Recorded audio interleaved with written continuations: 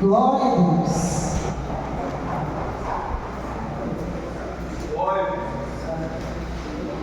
Amém, irmãos? A paz do Senhor. Amém. Todo mundo bem? Amém.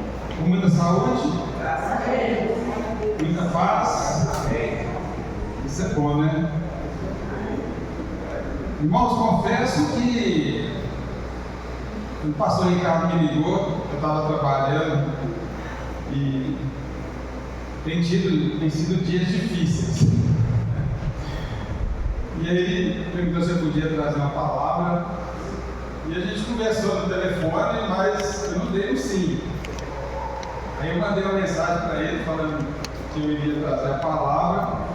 Mas logo depois surgiu alguns contratempos. Eu mandei uma outra mensagem falando que eu não poderia vir.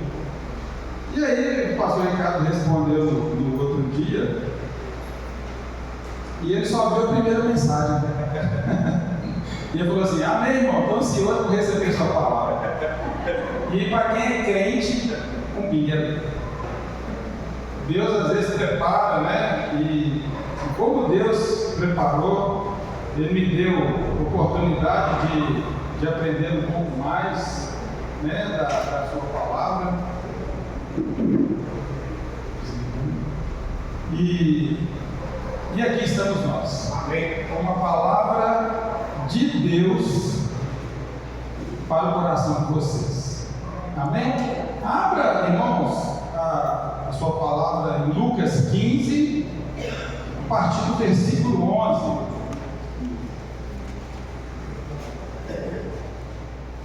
É uma parábola bem conhecida dos irmãos, né? Mas eu creio que a palavra de Deus ela se renova todos os dias. E a palavra diz o seguinte: todo mundo achou, irmãos? Amém? A parábola do filho pródigo. E disse: um certo homem tinha 2 filhos. E o mais moço deles disse ao pai: pai, dá-me a parte da fazenda que me pertence. E ele repartiu por eles a fazenda. E poucos dias depois, o filho mais novo, ajuntando tudo, partiu para uma terra longínqua e ali desperdiçou a sua fazenda, vivendo dissolutamente. E havendo ele gastado tudo, houve naquela terra uma grande fome e começou a padecer necessidades. E foi e chegou-se a um dos cidadãos daquela terra, o qual o mandou para os seus campos a apacentar porcos. E desejava encher o seu estômago com as bolotas que os porcos comiam, e ninguém lhe dava nada. E caindo em si, disse: quantos trabalhadores de meu pai têm abundância de pão, e eu aqui pereço de fome? Levantar-me-ei e irei ter com meu pai, e dir-lhe-ei: pai, pequei contra o céu e perante ti. Já não sou digno de ser chamado teu filho.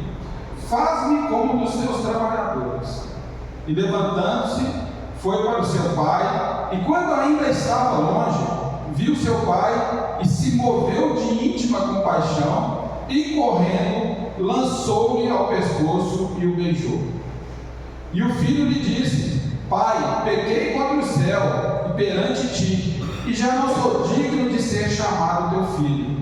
Mas o pai disse aos seus servos: trazei depressa a melhor roupa e vestido, e pondo-lhe um anel na mão e sandálias nos pés.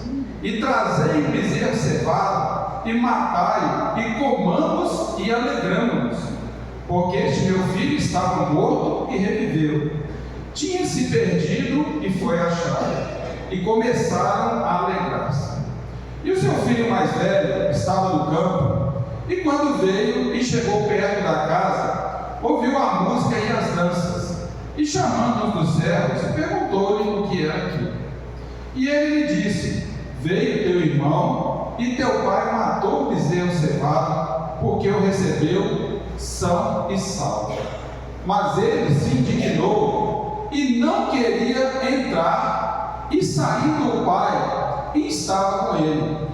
Mas respondendo ele, disse ao pai: Eis que te sirvo há tantos anos, sem nunca transgredir o teu mandamento, e nunca me deste um cabrito para alegrar-me com os meus amigos. Vindo, porém, este teu filho, que desperdiçou a tua fazenda com as meretrizes, mataste-lhe o bezerro cevado. E ele lhe disse: Filho, tu sempre estás comigo, e todas as minhas coisas são tuas. Mas era justo alegrarmos e regozijarmos, porque este teu irmão estava morto e reviveu, tinha-se perdido e foi achado. É uma parábola que traz para a gente, né, irmãos, um símbolo da grandeza do amor e da misericórdia de Deus. Essa parábola, irmãos, ela trata de 3 personagens. Nós temos aqui o filho novo, que é o filho pródigo. Nós temos também o filho mais velho, né, que se revolta ali na volta do filho mais novo, né, quando o pai o perdoa. E nós temos também a imagem do pai, né, amoroso, que é esse Deus maravilhoso que nós servimos, né? O filho mais novo, perdido longe da casa do pai, né, representa ali os publicanos e os pecadores, né? Ou seja, essa parábola pode ser sintetizada em 5 estágios da vida do filho pródigo. O primeiro, ele parte na casa do pai. Depois ele passa por um período de miséria, quando ele perde tudo.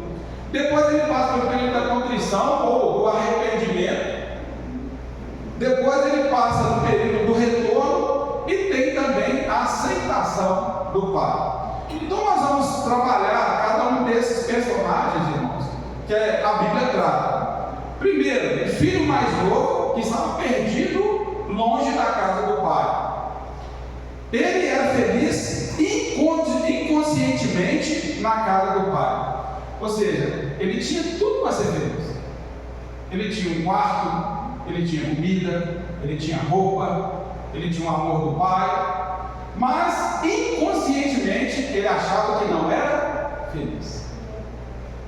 Para ele faltava algo. Ele vivia na casa do pai, tinha comunhão, conforto, nada lhe faltava. Tinha abrigo, roupas, um anel no dedo. Porém, um dia, né, irmãos?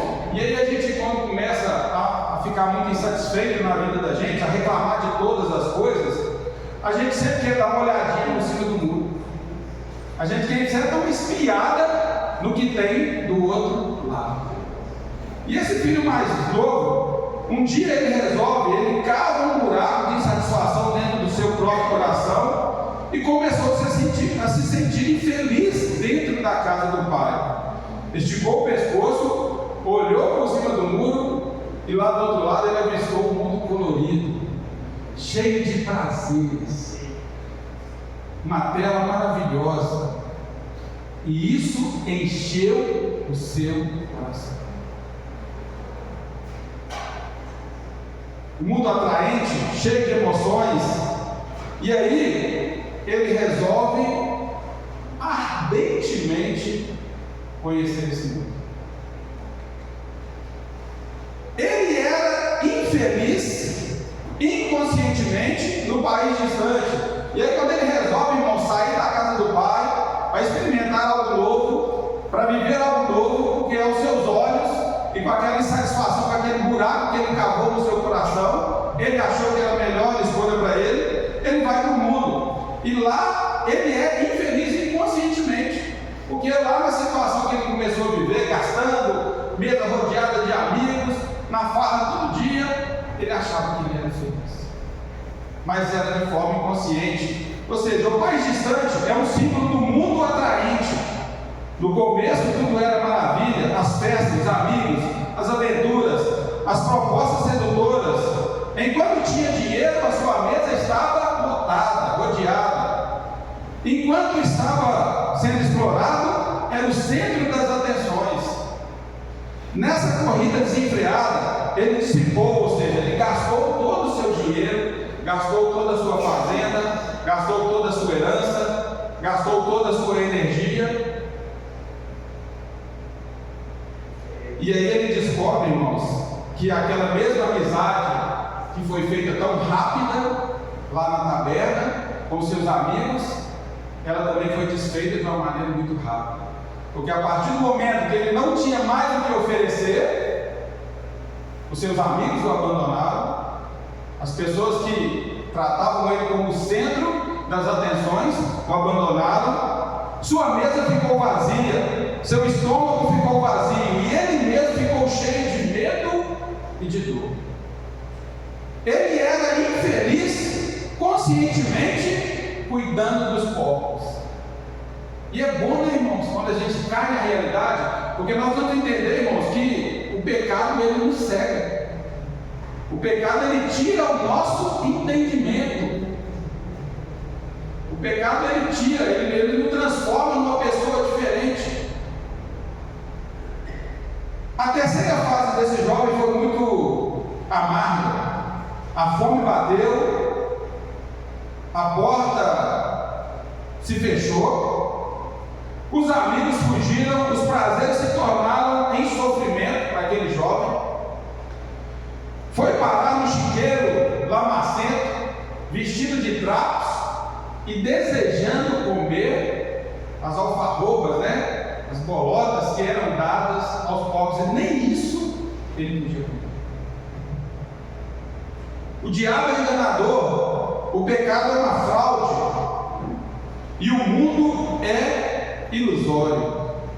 Entendemos que com isso, né, irmãos, que o pecado não compensa, porque a sua recompensa é a morte. Ele era feliz na casa do pai, mas inconscientemente ele achava que era infeliz. Ele era feliz conscientemente de volta à casa do pai. E como Deus é bom, né, irmãos? Como Ele tira o pecado da nossa vida, como Ele limpa a nossa mente e nos faz enxergar. A última fase do pródigo foi a volta para a casa do pai.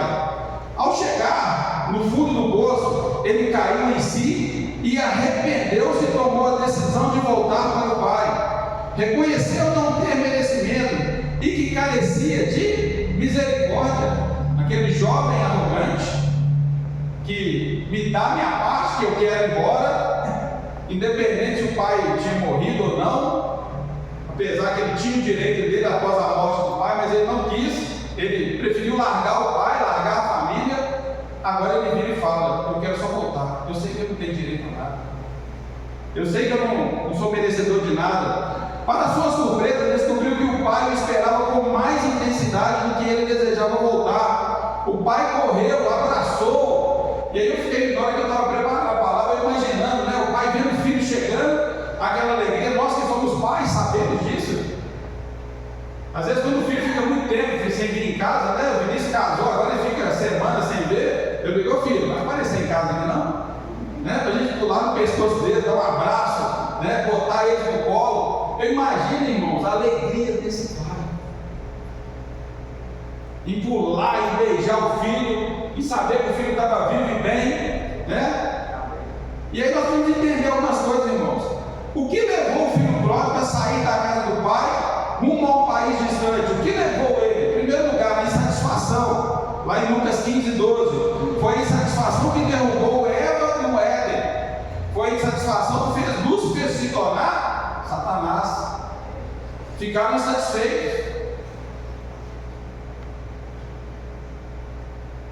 Rebelião. O filho busca mais a seus prazeres do que o pai. Está mais interessado em curtir a vida do que agradar ao pai. Para onde esse filho vai? Para uma terra distante. O que é a terra distante? E aí eu achei uma descrição disso aí. O que seria essa terra distante, irmãos? A terra distante é todo lugar onde você pensa que a felicidade estará disponível para você a parte de Deus. Nós não podemos ser felizes sem a presença de Deus. É tudo aquilo onde é que Deus não está. E aí pode ser a televisão, pode ser o computador, pode ser o seu trabalho, pode ser o local onde você mora. É a terra distante. Se você acha que você vai ser feliz e Deus não precisa estar ali, é a terra distante. A terra distante é o início, no início é cheia de encantos, amigos, festas, mas no fim sobra um gosto amargo, um vazio, uma alma e uma solidão no peito. E é verdade, né? Eu lembro da minha vida, quando eu fui resgatado, eu tinha problema com bebida, e teve uma vez que eu cheguei em casa, eu estava tão tonto, que eu não consegui levar meu filho no médico. Meu filho, o Vinícius, na época estava com a febre de quase 40 graus, e no outro dia que eu fiquei sabendo, irmãos, e como a gente penava no dia depois. Por que eu fiz isso? E é assim que o inimigo trata a gente. É isso que o mundo oferece para a gente. O que aconteceu com ele para que reconhecesse sua necessidade de voltar, né? O que aconteceu com o filho pródigo? Ele bebeu todas as taças do prazer, dissipou seu dinheiro, sua vida, sua saúde, sua honra com os amigos e meretrizes. Ou seja, ele foi a fundo em todas as coisas. Ele não poupou nada, ele aproveitou de tudo que o mundo tinha. O mundo tem luzes atraentes e convidativas, porém, o pecado é uma fraude. Promete com vida e paga com morte. É uma fraude, promete, ele escraviza, promete a felicidade e deixa um imenso vazio na sua alma. E ele cai em si. Ele lembra da casa do Pai. Ele lembra do Deus maravilhoso. O jovem ficou só, com fome, na lama, cuidando dos porcos, no chiqueiro, sendo tratado pior do que os animais. Hoje é apenas uma olhadela cheia de sensualidade, mas amanhã uma vida rendida à impureza. Hoje é apenas um cigarro, um trago, uma cheirada, mas amanhã é uma escravidão cruel. Essa é a verdade. Essa é a situação que esse filho pródigo se encontrava. Que passos ele deu para voltar para a casa do pai? Quando esse jovem estava no fundo do poço, ele caiu em si. O pecado embrutece, anestesia a nossa mente, tira o nosso bom senso. Então ele lembra da casa do pai e se arrepende e admite o seu fracasso. Ou seja, ele confessa ao Senhor os seus erros. Em seu arrependimento não existia exigências, e sim penitência, pois ele não apresenta requerendo nada, mas suplicando misericórdia. Não pensa em direitos, mas pensa em servir. É o autêntico arrependimento. Ele volta quebrantado. Ele volta querendo servir ao Pai. Há muita gente que apenas decide, mas não age. Deseja, mas não levanta. Você não é o que sente, mas o que faz. Agora, irmãos, é tempo de se levantar. Muitas das vezes nós falamos, eu vou mudar amanhã, eu vou mudar depois da manhã. Se nós não tomarmos uma atitude na nossa vida, nada muda. Foi o que o filho pródigo fez. Ele caiu em si, mas ele ficou lá sentado lamentando, irmãos? Não. Ele poderia ter ficado lamentando, contando para uma situação da vida dele, a tristeza da vida dele, os problemas do trabalho dele, mas ele resolve se levantar. Ele resolve caminhar. Ele busca nas suas memórias a casa do Pai. E ele caminha até o Pai. O que aconteceu em sua volta? Ele descobre que antes de buscar o Pai já o procurava. Antes de confessar ao Pai seu pecado, o Pai já tinha o abraçado e beijado. Antes de terminar sua confissão, o Pai havia ordenado que ele seria honrado com roupas novas, recebido com autoridade de filho e presenteado com um anel no dedo. E eu quero dizer para você nessa noite, irmãos, o Pai não vai te perguntar o que você vai fazer. O Pai vai se alegrar. Ele vai preparar uma festa grande. O Pai vai te dar roupas novas. O Pai vai colocar um anel, uma aliança no seu dedo.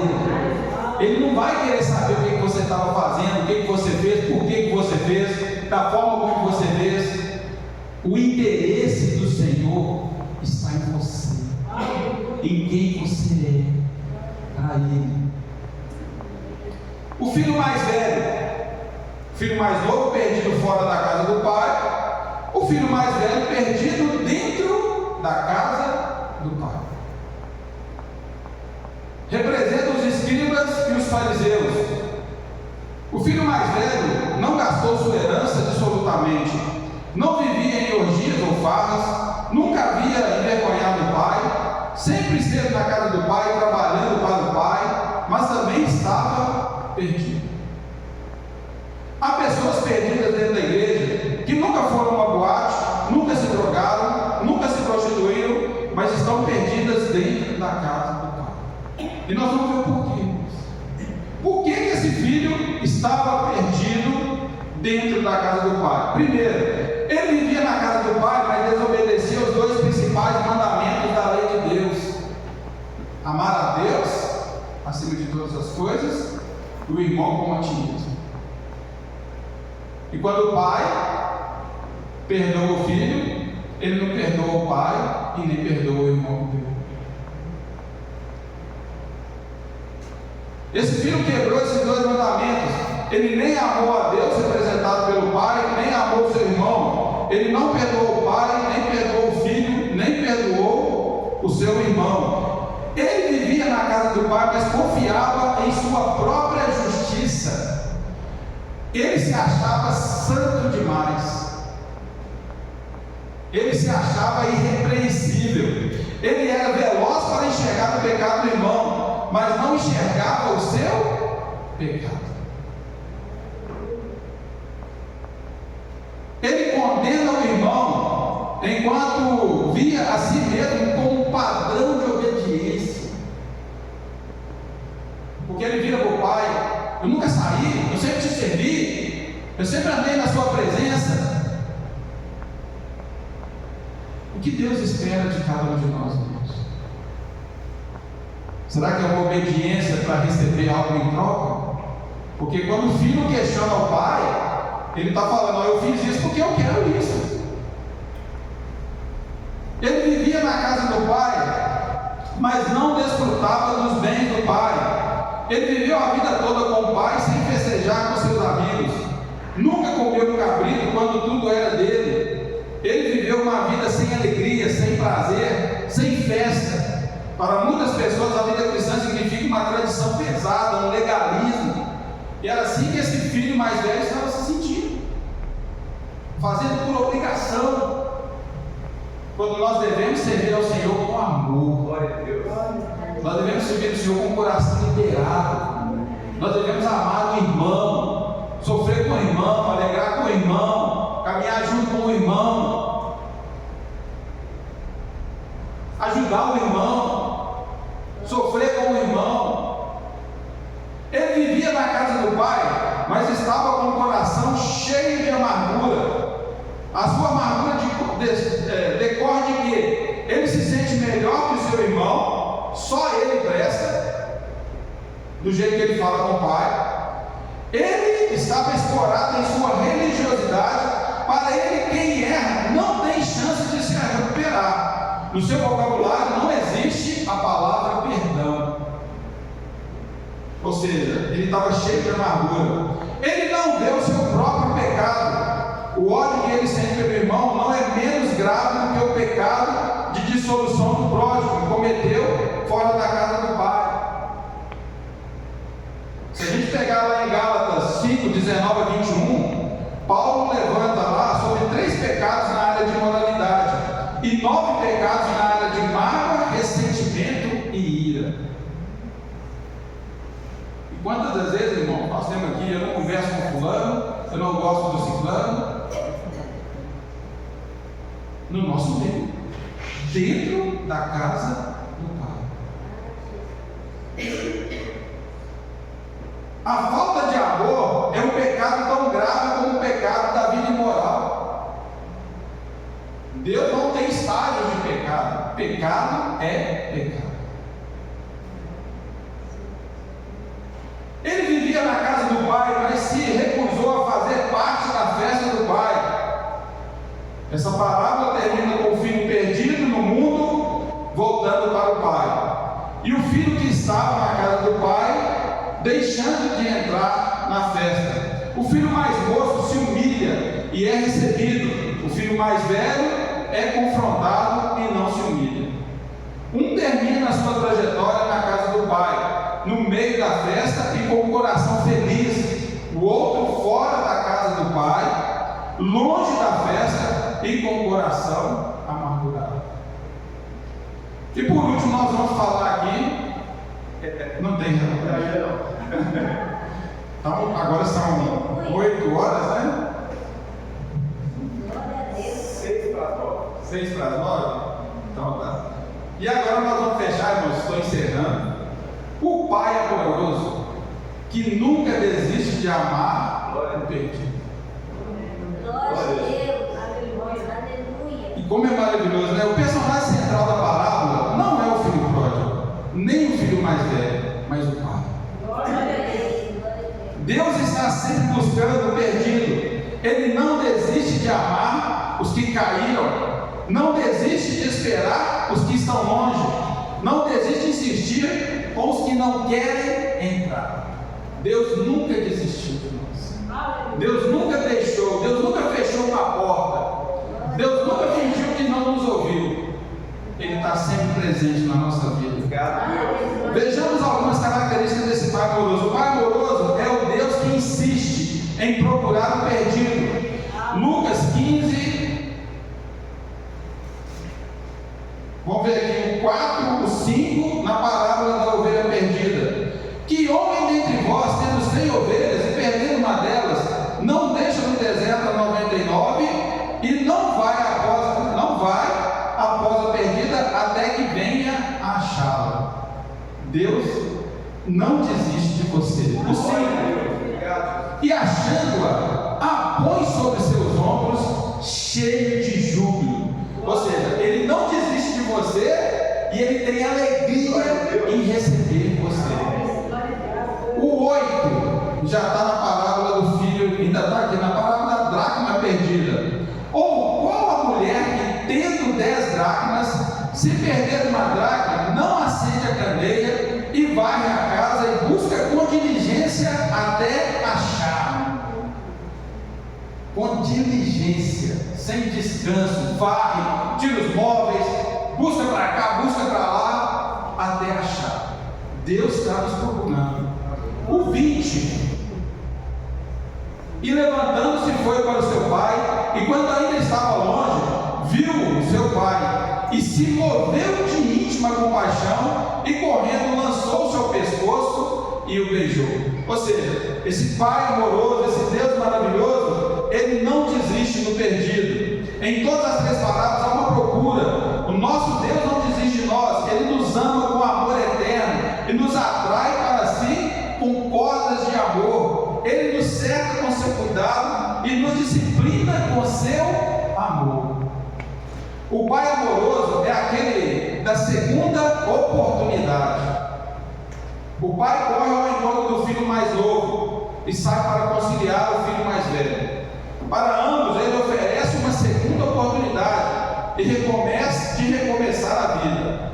Ou seja, muitas das vezes o inimigo fala que você não tem mais chance.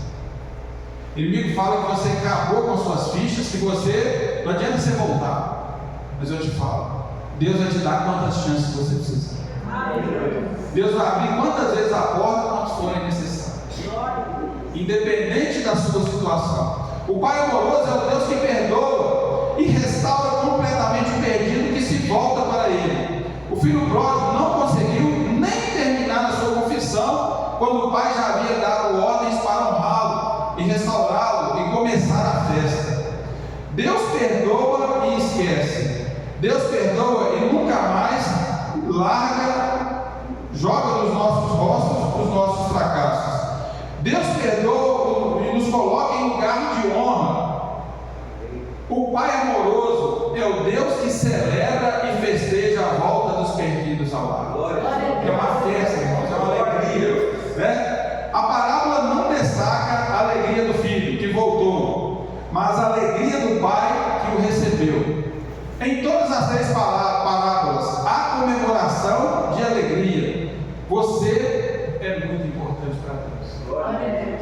A sua vida, a sua família, a sua casa, irmãos, ela é muito importante para Deus. E Deus não abre mão de vocês. É esse Pai maravilhoso. Hoje eu convido vocês, convido a igreja, as Escrituras convidam, o Espírito Santo convida você, o Filho de Deus, de braços abertos, convida você, e ele diz: vinde a mim, todos vós que estáis cansados e sobrecarregados, e eu vos aliviarei. Irmãos, você é muito precioso para Deus. Independente do que aconteceu, eu sou precioso para Deus. E como é bom, irmãos, a gente ter uma vida na presença do Senhor. E cada dia buscar a presença do Senhor e se santificar na presença do Senhor. Não tem nada atraente de lá no mundo, não, irmãos. O mundo é cinza, não é esse colorido todo que ele apresenta, não. Ele é cinza, ele é feio, ele é amargo, ele é duro. Não perca tempo em olhar para o Senhor duro, não. Tem tanta coisa boa. E se você está dentro da casa do Pai, festeje com o Pai. Tenha um coração aberto, um coração generoso, um coração amoroso. E que Deus abençoe essa igreja com a graça e com a paz dele. Amém?